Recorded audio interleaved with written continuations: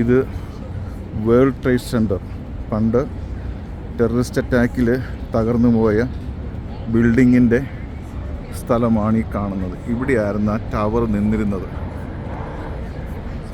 അന്ന് മരിച്ചുപോയ ആൾക്കാരുടെ നെയിമാണ് ഇവിടെ ഇങ്ങനെ പ്രിൻ്റ് ചെയ്തിരിക്കുന്നത്. അവരുടെ ആൾക്കാരിങ്ങനെ അവിടെ കൊണ്ട് ഫ്ലവർ എല്ലാം കുത്തിവെക്കും.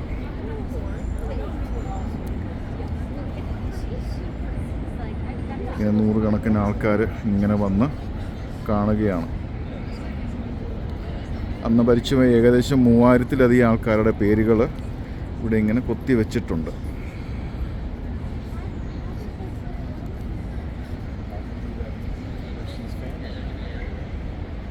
അതിന് പകരമായിട്ട് പണിത വേൾഡ് ട്രേഡ് സെൻറ്റർ ഞാൻ നിങ്ങളെ കാണിക്കാം.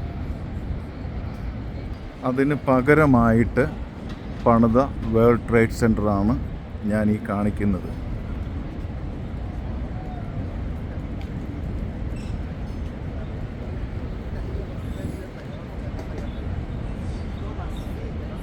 അമേരിക്കയിലെ ഏറ്റവും ഉയരം കൂടിയ ബിൽഡിങ്ങാണിത്.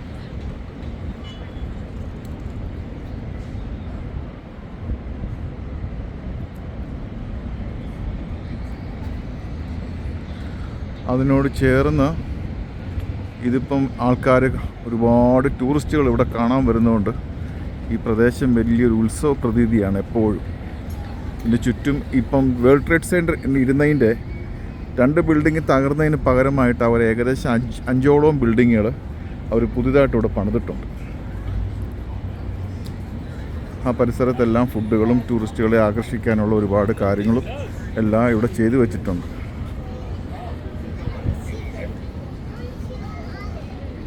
അതിൻ്റെ പ്രതീകമായിട്ട് അന്ന് തകർന്ന ഒരു ഫ്ലൈറ്റിൻ്റെ പ്രതീകമായിട്ടാണ് ഈ ഒരു ആർച്ച് ഇവിടെ ഉണ്ടാക്കി വെച്ചിരിക്കുന്നത്.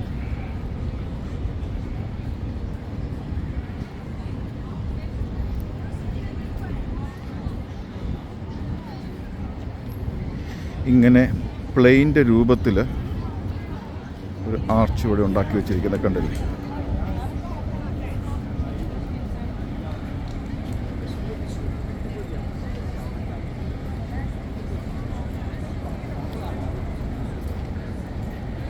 ഇതിനോടനുബന്ധിച്ച് ഇഷ്ടംപോലെ ഫുഡ് സ്റ്റോളുകൾ ഇവിടെയുണ്ട്. അങ്ങേറ്റം മുതൽ ഇങ്ങേറ്റം വരെയും ഭക്ഷണത്തിൻ്റെതായ സ്റ്റോളുകളാണ്. എല്ലാ തര ഭക്ഷണങ്ങളും അവിടെ കിട്ടും. ഇത് കാണാൻ ആയിരക്കണക്കിന് ആൾക്കാരാണ് ഓരോ ദിവസവും ഇവിടെ വന്നു ചേരുന്നത്. അതിനോട് അനുബന്ധിച്ച് പണിത ബിൽഡിങ്സാണ് ഇതെല്ലാം. ഈ പണിതിരിക്കുന്ന ബിൽഡിങ്സ് എല്ലാം അന്ന് ഇടിഞ്ഞ് പൊളിഞ്ഞതിന് ശേഷം പുതിയതായി കിട്ടിയ ബിൽഡിങ്സാണ് ഇതെല്ലാം.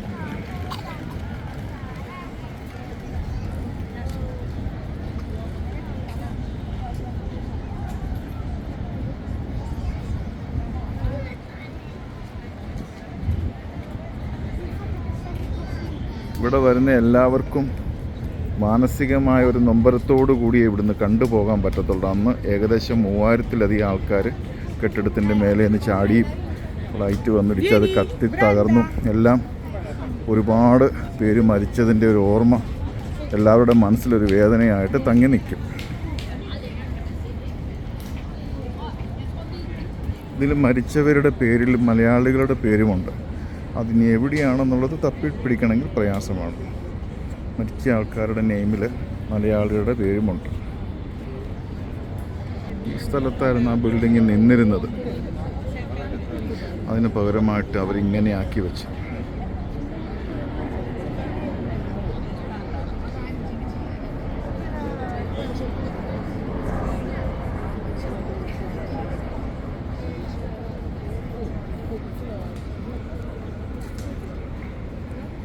ഇതൊന്ന് കണ്ടു നോക്കിയോ, അന്ന് മരിച്ച ഓരോ ആൾക്കാരുടെയും പേരുകൾ എഴുതിയിരിക്കുന്നതാണ്.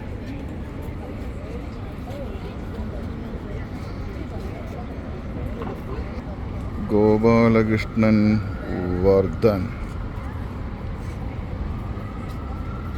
തമിഴ്നാണോ മലയാളിയാണോ ഒന്നും നമുക്കറിയത്തില്ല. അങ്ങനെ ആയിരക്കണക്കിന് പേരുകൾ, ഇങ്ങനെ 3000-ഓളം പേരുകൾ ഇങ്ങനെ കുത്തിവെച്ചിരിക്കുകയാണ്. അവസാനമായി ബിൽഡിംഗ് ഒന്നുകൂടെ നിങ്ങളെ കാണിക്കാം.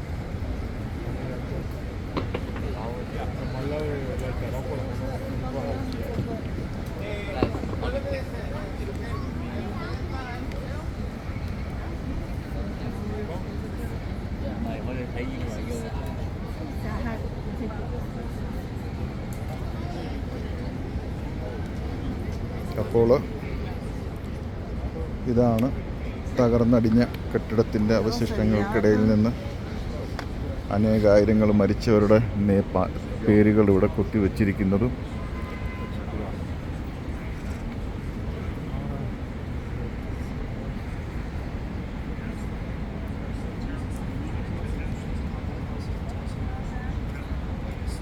ഇവിടെ ഒരു മലയാളിയുടെ പേരുണ്ട്, അത് എവിടെയാണെന്നുള്ളത് അറിയത്തില്ല.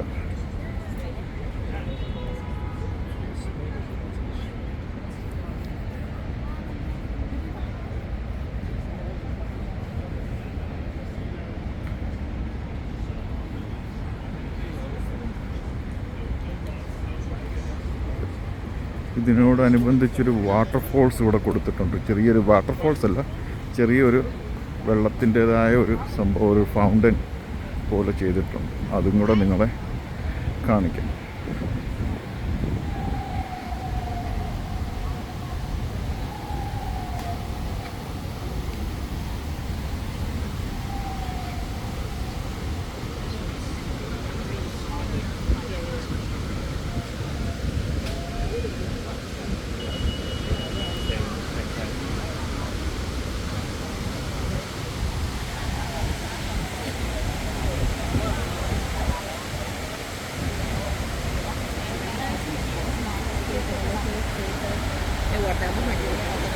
ഇങ്ങനെ പേരുകൾ കുത്തിരിക്കണം.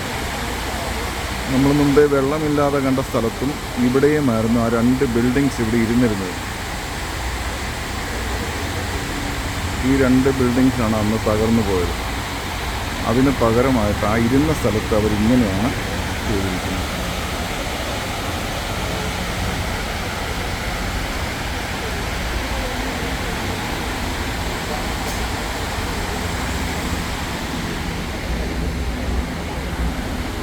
ഈ സൈഡിലും ഇതുപോലെ തന്നെ അന്ന് ഈ ബിൽഡിങ്ങിൽ ഉണ്ടായിരുന്ന മരിച്ചുപോയ ആൾക്കാരുടെ പേരുകളാണ് ഇവിടെ കുത്തിയിരിക്കുന്നത്.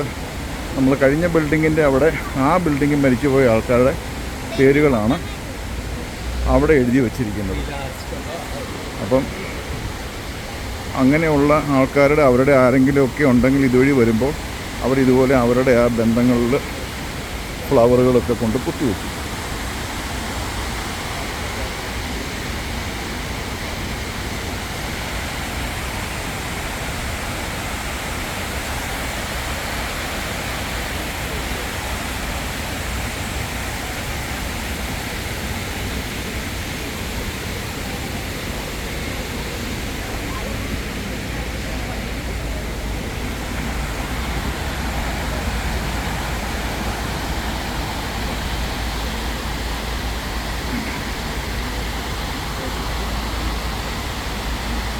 അപ്പോൾ മരിച്ചവരുടെ പാവന സ്മരണയ്ക്ക് മുമ്പിൽ ഞാനും എൻ്റെ വീഡിയോ ഇവിടെ അവസാനിപ്പിക്കുന്നു.